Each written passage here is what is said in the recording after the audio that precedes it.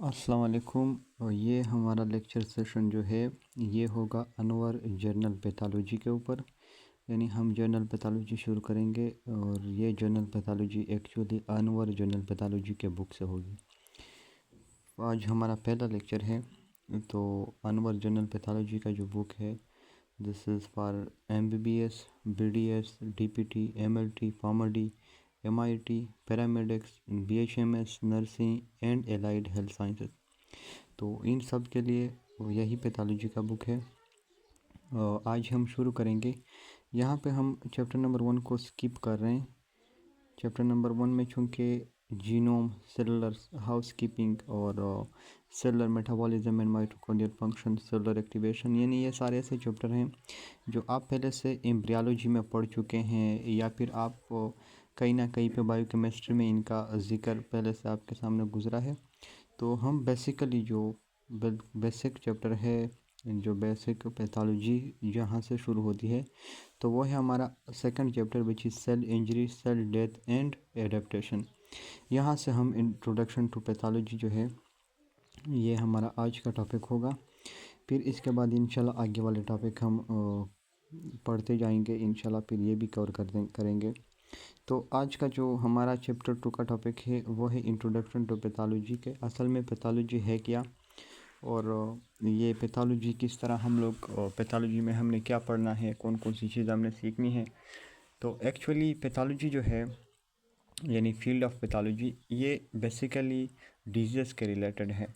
यानी पैथोलॉजी जो है ये बेसिकली स्टडी है जिसमें हमने क्या करना होता है, पहली बात जो है वो हमने काज ऑफ डिजीज़ को मालूम करना है। यानी पैथोलॉजी में पहली चीज़ जो है वो है to identify, to understand the cause of disease, कि वो जो डिजीज़ काज हो रही है वो किस वजह से है। पैथोलॉजी में हमने बेसिकली डिजीज़ ही पढ़ने हैं, सारे डिजीज़ पढ़ने हैं।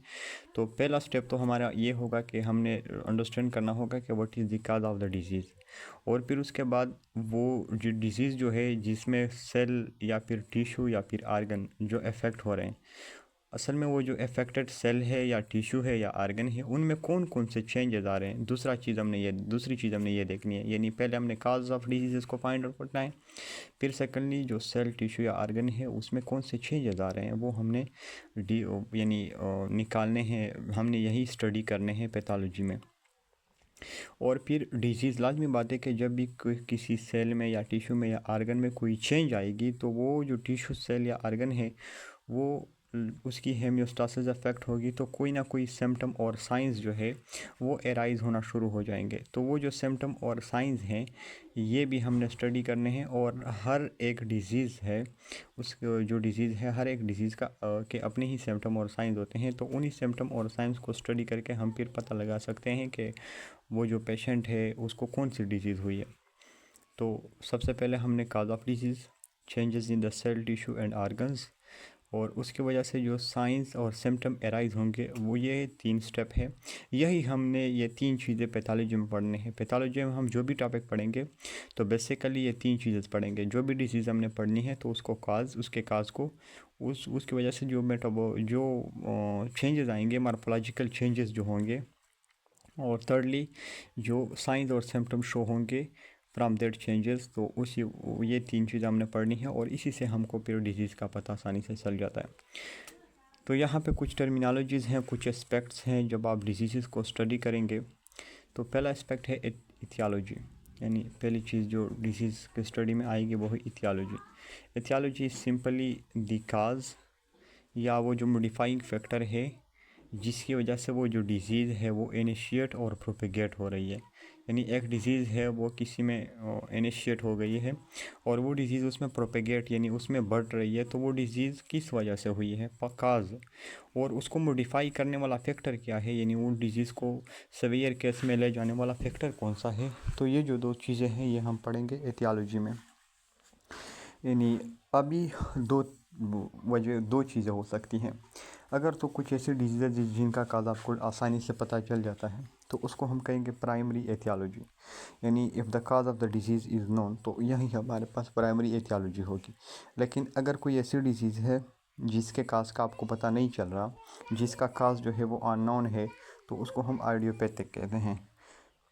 तो एथियोलॉजी के 2 वो है, और मतलब दो टर्म्स है, एक है आइडियोपैथिक, एक है प्राइमरी एथियोलॉजी। अगर काज नोन है तो प्राइमरी एथियोलॉजी, और अगर काज नोन नहीं है तो आइडियोपैथिक। वैसे अगर हम बात करें काजेस की तो मेजर क्लासेस काजेस के कुछ जो हैं कि या तो कोई डिजीज़ जेनेटिक होगी, यानी वो जो पेरेंट्स होते हैं उनसे उसी बच्चे में या उसी ऑफस्प्रिंग में वो ट्रांसफ़र हो चुकी होगी, और वो उसके जीन में म्यूटेशन की वजह से या कोई एबनॉर्मल जीन जो है उसकी वजह से होगी। या फिर ये होगा कि वो एक्वायर्ड होगी। एक्वायर्ड का मतलब ये है कि वो उसकी ज़िंदगी में उसने गेन, मतलब उसको ज़िंदगी में ही हुई है, पहले उसके साथ नहीं थी, जेनेटिक में उसकी नहीं थी, लेकिन बाद में उसको हो गई।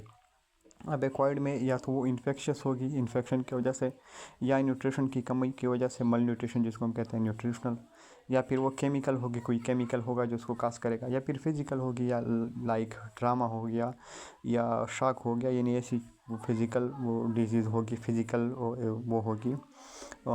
यानी एथियोलॉजी जो है, वो एथियोलॉजिकल फैक्टर जो है जिससे डिजीज़ काज हुई है, वो शायद फिज़िकल हो या केमिकल हो या न्यूट्रिशनल हो या इन्फेक्शियस हो या फिर जेनेटिकली हो, जो बाई बर्थ उसके साथ हो। अब हमें पता चल, अगर एक डिज़ीज़ के एथियोलॉजी का पता चल गया, काज का पता चल गया, तो दूसरा है कि वो जो डिज़ीज़ है वो किस तरह स्प्रेड हो गई है, तो उसको हम कहते हैं पैथोजेनेसिस। पैथोजेनेसिस कहते हैं mechanism of the development and progression of disease, यानी कोई डिजीज़ है वो किस तरह डेवलप हो गई पहली बात, और फिर वो आगे प्रोग्रेस किस तरह हो रही है, तो इसको हम कहते हैं पैथोजेनेसिस। असल में पैथोजेनेसिस में हम दो चीज़ें पढ़ते हैं। पहली चीज़ जो है वो है सेलुलर, और दूसरी है मॉलिक्यूलर चेंजेस। यानी हमने पैथोजेनेसिस में जो आर्गन है जो इफेक्ट हो रहा है, या जो टिश्यू है जो इफेक्ट हो रही है, उसके सेलुलर और मॉलिक्यूलर चेंजेस को हमने देखना है कि उस आर्गन में, उस टिश्यू में कौन कौन से सेलुलर और मॉलिक्यूलर चेंजेस आ गए हैं। फिर उनकी बुनियाद पर हम क्या करेंगे, डिजीज़ को आइडेंटिफाई करेंगे। और ये जो चेंजेस होंगे, यानी कोई मॉलिक्यूलर हो गए, कोई सेलुलर हो गए, उनकी वजह से फिर मार्फोलॉजिकल चेंजेस आएंगे। यानी जो पैथोजेनेसिस है, मैकेनिज़्म ऑफ डेवलपमेंट, जो डिजीज़ डेवलप हो गई उसकी वजह से लाजमी बात है कोई ना कोई चेंज आएगी बॉडी में, तो वो जो चेंज होगा उसको हम कहते हैं मार्फोलॉजिकल चेंज। मार्फोलॉजी कहते हैं शेप स्ट्रक्चर को, यानी जो स्ट्रक्चरल अल्ट्रेशन होगी, या तो वो सेल में होगी या फिर टिश्यू में होगी, जिसकी वजह से, या पूरे आर्गन में ही होगी। तो जो एल्ट्रेशन है, जो स्ट्रक्चरल चेंज है सेल में या टिश्यू में या आर्गन में, तो उसको हम कहते हैं मार्फोलॉजिकल चेंज। अब यहाँ पे मार्फोलॉजिकल चेंजेस दो तरह के होते हैं। अगर तो कोई ऐसी चेंज है जिसको हम नेक्ड आई यानी आम आंखों से देख सकते हैं, तो उसको हम कहेंगे ग्रॉस मार्फोलॉजिकल चेंज। और अगर कोई ऐसी चेंज है जिसको हम सिर्फ और सिर्फ माइक्रोस्कोप से ही देख पाते हैं, तो उसको हम कहते हैं माइक्रोस्कोपिक चेंज। तो जब भी कोई आप डिजीज़ पढ़ेंगे तो उसमें दो फैक्टर, दो टर्म्स आप पढ़ोगे, एक ग्रॉस मार्फोलॉजी जिसमें आप पढ़ोगे ग्रॉस यानी नेक्ड आई से जो आप चेंजेस देखते हैं उसी टिश्यू में, उसी आर्गन में, और दूसरे आप पढ़ोगे माइक्रोस्कोपिक मार्फोलॉजी, तो उसी में आप पढ़ेंगे कि ऐसी चेंजेस जो माइक्रोस्कोप से आपको सिर्फ नज़र आएगी।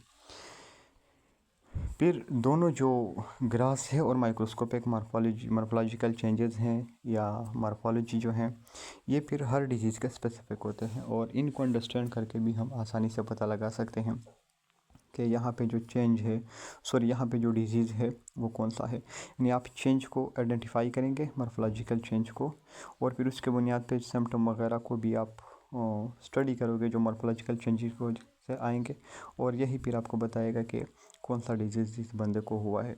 यानी मार्फोलॉजिकल चेंज, और उसके बाद आप सिम्टम्स को पढ़ेंगे, तो इसी बुनियाद पे आप आसानी से मालूम कर पाएंगे कि वो जो बंदा है या ये जो है पेशेंट है, इसको कौन सी डिजीज़ हुई है। अगर आप यहाँ पे देख ले, यहाँ पे बहुत सिंपल डायग्राम है कि सबसे पहले हमने क्या करना है पैथोलॉजी में, कि हमने एथियोलॉजी यानी काज ऑफ डिजीज़ को फाइंड आउट करना है। काज या तो टॉक्सिन हो सकते हैं, टॉक्सिक जो सब्सटेंसेस होते हैं जो कौन सीक्रेट करते हैं बैक्टीरिया या फिर दूसरे माइक्रो ऑर्गेनिज्म, जिसकी वजह से डिजीज़ वगैरह काज होते हैं, टॉक्सिन जिनको हम कहते हैं। इस तरह इन्फेक्शन हो गया, इम्यूनोलॉजिकल एबनॉर्मलिटीज़, यानी आप अपनी ही इम्यूनिटी, अगर अपनी ही इम्यूनिटी से कोई डिजीज़ काज हो रही है, जिसकी बहुत सिंपल मिसाल एलर्जी है, तो ये भी एथियोलॉजी में शामिल है। Genetic abnormalities, nutritional imbalances, trauma जिसको हम कहते हैं, मतलब जो फिज़िकल इंजरी है, यानी ये तो पहले एथियोलॉजी हो गई। फिर उसके बाद हमारे पास दूसरी चीज़ जो है वो है पैथोजेनेसिस, यानी यहाँ पे अब ये जो एथियोलॉजी जो काज ऑफ डिजीज़ है, इससे जो डिजीज़ हुई है ये डिजीज़ किस तरह प्रोग्रेस हो गई है, इसकी पैथोजेनेसिस यानी प्रोग्रेशन, इसके मैकेनिज्म ऑफ डेवलपमेंट किस तरह है। तो बायोकेमिकल चेंजेस भी हम पढ़ेंगे और स्ट्रक्चरल चेंजेस भी है। बायोकेमिकल चेंजेस का मतलब ये है कि जो माइक्रोस्कोपिक लेवल पे जो चेंजेस हो रहे हैं, और स्ट्रक्चरल चेंजेस का मतलब ये है कि जो आप ग्रॉस चेंजेस आप पढ़ रहे हैं, फिर उसकी वजह से वो जो टिश्यू होगा या आर्गन होगा या जो सेल हैं उनकी मार्फोलॉजी एबनॉर्मल हो जाएगी। लाजमी बात है कि जब कोई चेंज आएगा तो जो मार्फोलॉजी होगी, जो पहले से स्ट्रक्चर है उसका, वो चेंज हो जाएगा, इसलिए तो हम इसको चेंज भी कह रहे हैं। तो मार्फोलॉजी एबनॉर्मल हो जाएगी सेल या टिश्यू की, जिसकी वजह से फिर क्लिनिकल सिम्टम्स अराइज हो जाते हैं। तो ये है बहुत बेसिक डायग्राम उसके क्या नाम है पैथोलॉजी का, ये हमने यहाँ तक पढ़ लिया। अब हम आगे पढ़ेंगे कि सेलुलर रिस्पॉन्सेस जो है, अगर कोई स्ट्रेस हो गई या कोई नॉक्शियस स्टिमुलाई है, नॉक्शियस यानी मतलब कोई ख़तरनाक स्टिमुलाई है या इंजरी जिससे काज होती है ऐसी स्टिमुलाई है, तो उसको बॉडी किस तरह रिस्पांस देता है। पहली बात तो यह है कि हमारे बॉडी में हेमियोस्टेसिस एक सिस्टम है, एक मेकेनिज़्म है, जिसके थ्रू बॉडी के इंटरनल जो सिस्टम है उनके कंडीशन को कांस्टेंट रखा जाता है। यानी इंटरनल जो बॉडी के अंदर जितने भी सिस्टम हैं उनके कंडीशन को या जो इंटरनल इन्वायरमेंट है उनको रेगुलेट रखा जाता है एक कांस्टेंट लेवल पे। तो ये जो सिस्टम है, ये जो प्रोसेस है, इसको हम कहते हैं हेमियोस्टासिस। नॉर्मली हेमियोस्टासिस होता है और बॉडी के जो जितने भी फंक्शन होते हैं ये एक नॉर्मल लेवल पे होते हैं।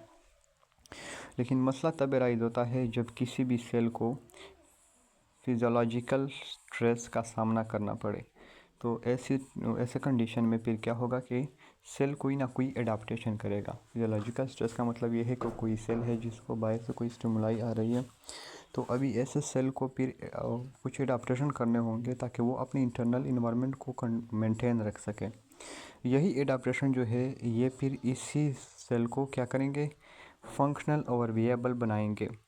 लेकिन अभी मसला तब शुरू होता है कि जब एडाप्टिव जो कैपेबिलिटी है सेल की, जब वो एक्सीड हो जाए, या इन अदर वर्ड्स जब एक्सटर्नल स्ट्रेस जो है वो हार्मफुल या एक्सेसिव हो जाए।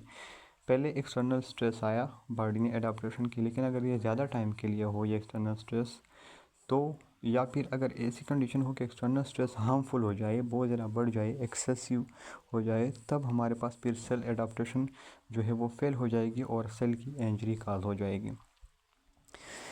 और इंजरी के भी फिर दो टाइप्स हैं, एक है रिवर्सिबल इंजरी और एक है इरिवर्सिबल। वर्ड से ज़ाहिर है कि रिवर्सिबल इंजरी ऐसी इंजरी है कि अगर आपने वो जो स्टिमुलस है उसको हटा दिया, वो जो स्ट्रेस है फिज़िकल, वो जो पोटेंशियल इंजरी कंडीशन है वो अगर आपने हटा दिया सेल से, तो सेल वापस नॉर्मल लेवल पे आ जाएगी, तो उसको हम कहते हैं रिवर्सिबल।